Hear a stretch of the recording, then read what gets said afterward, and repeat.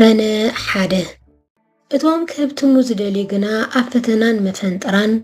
ابزوح نسبنا مبراسن طفاتن زسطمنا عشنتن قدعتن تميتيوم زودقو قداماي تميتيوس محراف شدشته قطري تشعته فقر ገንዘብ ምንጪ ኩሉ ኃጢአት እዩ ኣብዚ መወዳእታ ዘመን ሓውን ሓው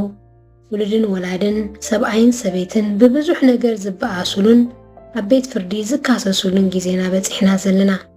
እዚ ነገር እዚ ናብ ኣመንቲ ስድራ ቤት ከይተረፈ ኣትዩ ብዙሕ ጉድኣትን ሕማቕ ምስክርነትን የስዕብ ኣሎ ስም ክርስቶስ ድማ ይፀረፍ ኣሎ እዚ ስድራ ቤታዊ ግጭት መብዛሕትኡ ጊዜ ፍቅሪ ኣምላኽ ዝሂሉ ፍቅሪ ገንዘብ ليت حبن كبرتن نايزا على مزيا أب هيوتنا مزعاز زي زغسد أب سماي تنبير الكازلو هاب ترسعكا نتي أمدري كركب زغل هابتي مستوم زي آمنتي كتمد أتر كجمر كاللخا سمايا وحساب وين نبرا قديفكا مدراو نبرات كنبر كاللخا نبكتشت كتاعتو تقدد الأملاخ أب قداماي تميت ووس معراف شدشتا قطري عسرتا إذا فقر جنزبسي سر كل خفاعتي مو قاليوم نقولنا تمتعطرو كاب امنت سنبلو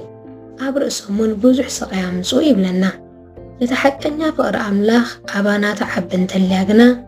نسانا تاون سلا زيت دلي مسالي يقبعني لا سلا رساي تتابقن لا يتبع سن تايدعا كل نقران اكزيابير اللي باتهبو نسوخ عن نقراري وفتحي وتعلا بمتن كفقر كريستوس زقودلنايو فقر ገንዘብን فقر ሃብትን ክብረትን ዝዓለም እዚኣት ንምላእ ገድን እዩ ስለዚ ናብ ባእስን ግጭትን ምንትን ከይነኣቱ ብዓብዩ ድማ ንስም ክርስቶስ ምንትን ከይነፅርፍ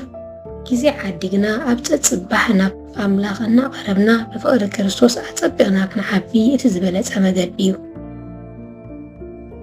ዝፅናዕ ጥቕሲ ክርስቶስ ኣብ ልብኹም ብእምነት ምእንትን ክሓድር ኣብ ፍቅሪ ሱር ሰሪድኩምን ተሰሪድኩምን ምስ ኩሎም ቅዱሳን ምግፉሕን ምንውሕን ምሕማቑን ጥሞቱን እንታይ ምዃኑ ምስትውዓል ክትክእሉ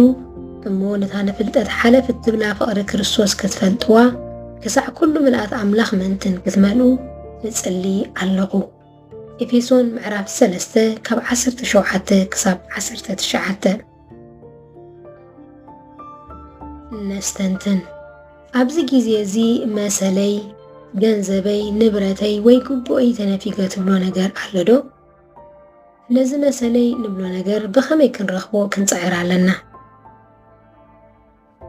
ንጸሊ ወእግዚአብሔር ኣቦይ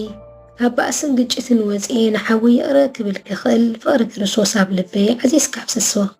ኣሜን